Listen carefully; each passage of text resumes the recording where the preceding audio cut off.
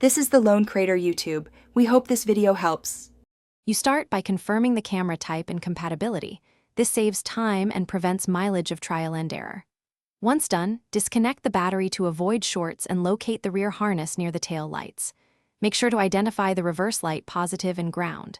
Next, gather the tools: wire taps, crimp connectors, a multimeter, and zip ties. This sets you up to work quickly and safely, so you can splice power and route the video cable without interruptions. With the prep complete, route the video cable from the rear to the monitor location following trunk seams and factory grommets. This prevents pinches and water entry. Once routed, splice the camera red wire to the reverse light positive and the black to a clean chassis ground.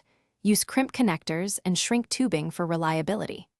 Now test continuity with your multimeter and temporarily reconnect the battery to power the system. Make sure the camera feed appears before reassembling trim to catch wiring issues early. Finish by mounting and aligning the camera on the center line. Angle it so you see the bumper and the expected stopping distance, then tighten the mount. Once aligned, reconnect trim panels and secure cables with zip ties so nothing moves. Make sure the monitor is set to the correct input and flip guidelines if needed.